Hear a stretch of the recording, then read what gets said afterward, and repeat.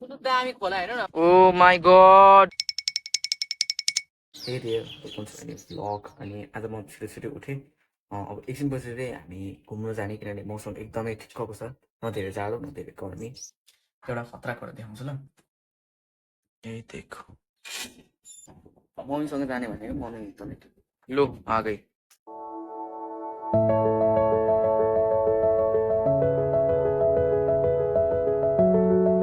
okay bye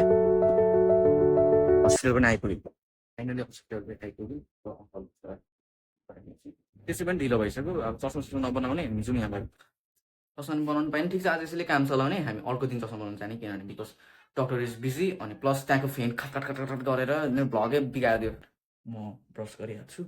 अनि then finally brush पनि गरिसकेँ अब यहाँदेखि म निक्लिनु पर्ने 1 लिटर पेट्रोल पनि हाल्नु पर्नेछ त्यसपछि अहिले मैले खाना पनि खाएको छैन किनभने मेरो प्लान भनेको चाहिँ म खाना खाँदिनँ मजाले डुल्छु अनि उतै गएर के खान्छु भनेर मैले चाहिँ खाना खाएको छैन बिकज म बिहानै उठेको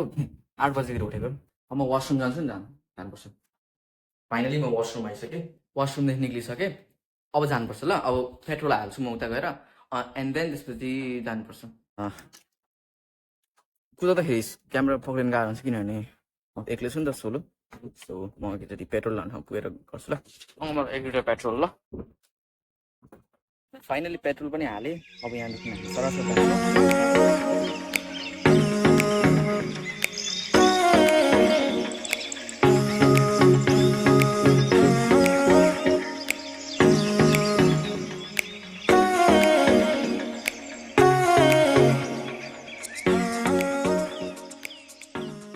फाइनली हामी आउने ठाउँ चाहिँ आइपुगिसकेको छौँ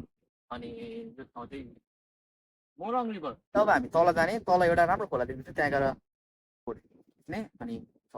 ल खोला जाने बाटो हामीले भेटेको थिएनौँ किनभने यता छ खोला चाहिँ तर म यतै होला बाटो भनेर चाहिँ यताबाट घुमेर जानुपर्ने रहेछ यहाँ कस्तो मस्त मस्त च्यानहरू रहेछ क्या पुरै लहरै बनाएको हेर्नु ल खोला झरिसकेको छौँ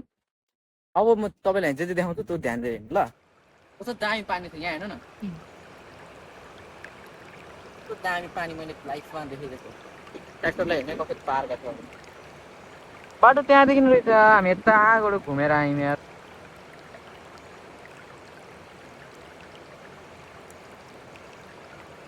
यहाँ चाहिँ देखाउनु पर्ने चाहिँ देखाइहालेँ होइन योभन्दा धेरै केही छैन र पनि यो बाटो नयाँ बाटो रहेछ अघि भएर ट्र्याक्टर हिँडेको थाहा पाएको बाटो त्यो बाटो आएको त बाटो त एकदम रहेछ यस्तो घना जङ्गलहरू क्या यहाँ त हेर्दै डर लाग्ने खालको माथि जानु मन थियो तर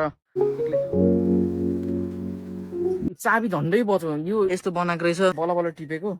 अनि यो रुबिक क्युब मैले यति मात्र सल्भ गर्न सकेँ अब यहाँदेखि जाने हामी फाइनली हामी यहाँ आइपुगिसकेको छौँ स्कुटीमा एकदमै नराम्रो बाटो थियो अब यहाँदेखि हामी सिधै टपरै खान जान्छौँ यस्तो राम्रो हावा चलिरहेछ नि मलाई त यस्तो मजा आएको थियो नि हेर्नु न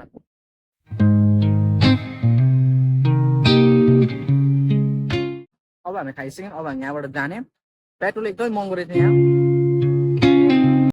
फाइनली हामी जाँदै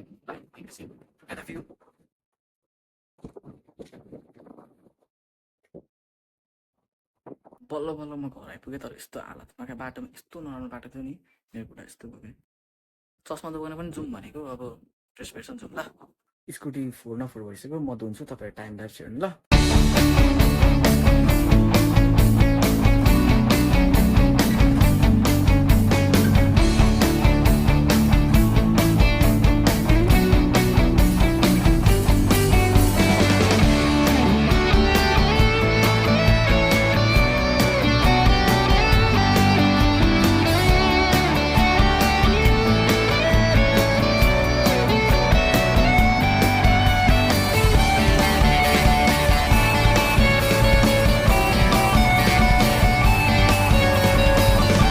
अब म दुधको चिया बनाएर खान्छु अनि त्यसपछि हामी चस्मा बनाउनु जाने त्यसपछि आजको लागि यस्तो दुधले मलाई पुगि नै हाल्छ युट्युब पे कितने सब्सक्राइबर थे म चस्मा बनाउनु जान्छु चिया पनि खाइसकेँ अनि त्यसपछि भ्लग एन्ड आजको लागि यति फाइनली चस्मा बनाउनु चाहिँ आयो हुनु न थियो मैले बोलाएको तर बल्ल बल्ल भन्नुभयो चस्मा बनाएर घर पनि आयो आजको लागि यति नै ल you very much for watching I hope you like it please don't forget to subscribe thank you very much for